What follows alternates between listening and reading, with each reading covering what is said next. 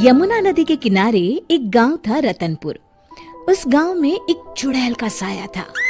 वो चुड़ैल बहुत ही अजीब थी। एक दिन, मुनिया के बापू, जल्दी अंदर आइए। सुरेश अभी नींद में था, चिल्लाकर बोला, क्या हुआ? गला क्यों फाड़ रही हो? ये देखो। अरे, ये कैसे हुआ? मुनिया, क्या हुआ बेटा? उससे क्या पूछ रहे हैं? बेचारी तभी से डरी सहमी हुई है। लेकिन ये तो कोई गंभीर बीमारी लगती है। हाँ, देखो तो, बेचारी की चुटिया ही काट ली किसी ने। राम राम। लेकिन एक भी बाल आसपास नहीं दिख रहा। हाँ, ये हुआ क्या समझ में ही नहीं आ रहा। ऐसे ही 2-4 दिन मुनिया को देखने और सांत्वना देने वाले भी आए। अब कुछ शांति हुई ही थी कि एक दिन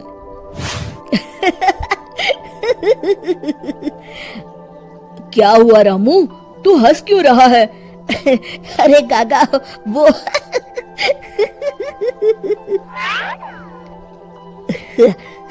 के बच्चे, कुछ बता भी। रूपा काकी की चुटिया कट गई है। हाँ, और मुन्नी भी।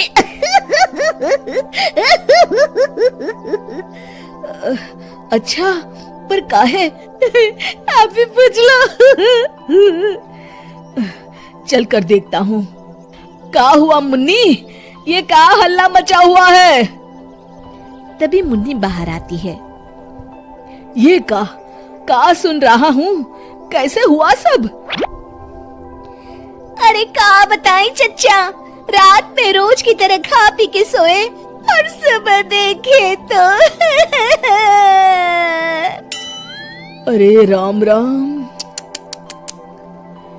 पहले तो मुझे लगा कोई बीमारी है, लेकिन ये तो लगता है पक्का किसी डायन या चुड़ैल का काम है। अब तो रतनपुर में ये औरतों की चोटी काटे जाने वाली खबरें आम हो गई। अगले ही दिन, सरिता, आज बहुत गर्मी है, मेरा बिस्तर बाहर लगा देना। जी ठीक है। सरिता ने रमेश का बिस्तर बाहर और अपना और चुनिया का आंगन में लगा लिया। रात में रमेश को प्यास लगती है। बड़ी प्यास लगी है, लगता है सरिता ने पानी नहीं रखा। कोई नहीं, खुद ही ले लेता हूँ। अंदर जाने पर वो देखता है कि सरिता के बिस्तर के सिरहाने चुड़ैल खड़ी है। वो एक हाथ से सरिता की चोटी पकड़े हुए है और चाकू से उसकी चोटी काट रही है। वो जोर से चिल्लाया, चुड़ैल, बचाओ, बचाओ, चुड़ैल। सरिता और चुनिया उठ गए। गांव वाले भी फौरन आ गए। देखते हैं चुड़ैल हाथ में सरिता की चोटी लिए खड़ी है। भीड़ देखकर वो हंसते हुए बोली,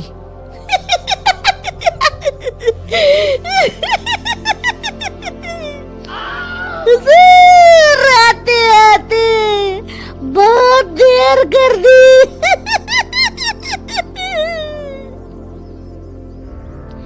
सरिता तो डर के मारे बेहोश हो गई, पर बाल तो जा ही चुके थे। अरे आखिर चाहती क्या हो?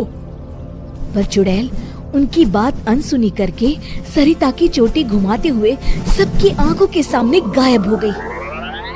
चोटी वाली चुड़ैल की खबर जंगल की आग की तरह पूरे गांव में फैल गई और गांव में बातें चलने लगी। मुनवा, सुना है कल तेरी भाभी की भी चोटी चुड़ैल ले गई। हाँ, उन्हीं के घर मिलने जा रहा हूँ। वैसे तो ठीक ही रहा, कम से कम अब सर पर पल्लू तो टिकेगा। ये बात सही कही आपने। इतना कह के दोनों वहाँ से चले गए। इसी तरह चुड़ैल का डर सारे गांव में बढ़ता गया और लोग घर छोड़कर वहाँ से जाने लगे। तभी कुछ गांव के लोग आपस में बात करने लगे, क्यों ना सरपंच जी के पास चले। हाँ, सरपंच जी ने दुनिया देखी है, कोई ना कोई उपाय ढूंढ ही निकालेंगे। हाँ, चलो। और सभी गांव वाले सरपंच जी के घर पहुंच गए। समस्या सुनकर सरपंच ने कहा, समस्या तो सच में गंभीर है। मेरी अम्मा की भी है, आपके यहाँ भी? हाँ, अब क्या करें, चुड़ैल पर किसी का वश है क्या? कोई तो उपाय होगा सरपंच जी। इसके लिए किसी ओझा से मिलकर बात करनी होगी। तभी मदन बोलता है, अगर हमें अपने गांव से इस चुड़ैल का साया हटाना है तो हमें उसकी चोटी काटनी पड़ेगी। मेरी नानी ने मुझे बताया था कि हर चुड़ैल की शक्ति उसकी चोटी में होती है। अगर हम किसी तरह उसकी चोटी काटने में सफल हो गए तो उससे अपना गांव छुटकारा पा जाएगा। बताओ कौन जाएगा चुड़ैल के पास? मैं उसे बताऊंगा कि क्या करना है। अरे मदन भैया, हम मुखिया जी के पास आए हैं मदद मांगने, वही जाएंगे। अरे ऐसे कैसे? मैं गया तो गांव कौन संभालेगा? इस रामू को भेज देते हैं। अरे ओ मुखिया, पगला गया है क्या? भरी जवानी में मौत के मुंह में चला जाऊं? तुम सब छोड़ो, मैं चला जाऊंगा। देखो, वो चुड़ैल अपना काम तभी करती है जब कोई सो रहा हो। आज तक कोई जगा हुआ इंसान उसका शिकार नहीं हुआ है ना? हाँ, सो तो है। तो आज रात सभी को जागते रहना है, सिर्फ मैं सोने का नाटक करूंगा। हाँ हाँ ठीक है। फिर मदन नकली चोटी लगाकर और साड़ी पहनकर पंचायत के चबूतरे पर ही सो गया। रात के 12 बजे चुड़ैल वहां आई। आज पूरे गांव में घुमाई, कोई सोया ही नहीं। तभी उसकी नजर चौक पर सोए मदन पर पड़ी। ये औरत यहाँ क्यों सोई है? लगता है घर में झगड़ा हुआ होगा। खैर मुझे क्या, मुझे तो बाल चाहिए। चुड़ैल ने चोटी काटने के लिए जैसे ही चोटी पकड़ी, वो निकलकर उसके हाथ में आ गई। इसके लिए वो तैयार नहीं थी, इसलिए 2 पल के लिए वो कभी चोटी तो कभी चाकू को देखने लगी। इसी समय का फायदा उठाकर मदन ने उसकी चोटी काट ली। पहले तो वो डर गई, फिर भी हिम्मत करके बोली, कौन है तू? बता कौन है तू, नहीं तो मैं तुझे खा जाऊंगी। तेरी चोटी मेरे पास है, तू मेरा कुछ नहीं बिगाड़ सकती। मदन उसकी चोटी दिखाते हुए हंसता है। मेरी चोटी दे दे, दे दे मेरी चोटी, मेरी चोटी दे दे। चीखते हुए मदन की तरफ बढ़ी। हाँ, अगर एक कदम भी आगे बढ़ाया तो मैं अभी इसे जला दूंगा। नहीं नहीं, ऐसा मत करना। नहीं करूंगा, पर एक शर्त पर। हाँ, मुझे तुम्हारी सब शर्तें मंजूर है, बस ये चोटी दे दो। अभी नहीं, पहले ये बताओ तुम इन बालों का क्या करती हो? मैं इन्हें एक कुएं में डाल रही हूँ, उसे भरने के लिए। वो क्यों?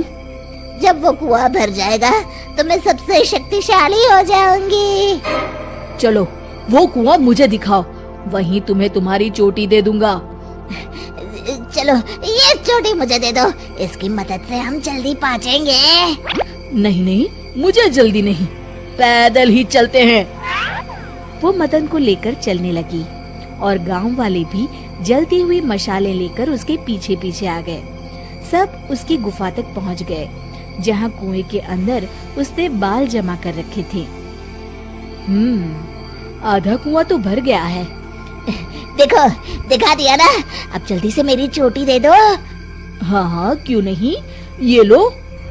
कहते हुए मदन ने उसकी चोटी भी कुएं में फेंक दी। अरे बेवकूफ, ये क्या किया? अब मैं इतने बालों में से अपनी चोटी कैसे ढूंढूंगी? वो देखो, बीच में पड़ी है। चुड़ैल कुएं में जाकर अपनी चोटी ढूंढने लगी। उसके कुएं में उतरते ही गांव वालों ने अपनी अपनी मशालें कुएं में फेंक दी। वो धू धू करके जलने लगा। अरे बचाओ रे कोई, मैं सबके बाल वापस कर दूंगी, बचाओ। साथ ही वो चुड़ैल भी जलकर भस्म होकर किसी समस्या का हल ढूंढा जाए तो समस्या अवश्य दूर हो जाती है। दोस्तों, हमें उम्मीद है कि आपको हमारी ये कहानी पसंद आई होगी। कृपया हमारे चैनल को सब्सक्राइब करें और सभी अपडेट्स के लिए बेल आइकन जरूर दबाएं। और हाँ, वीडियो लाइक और शेयर करना मत भूलिएगा। Bye bye.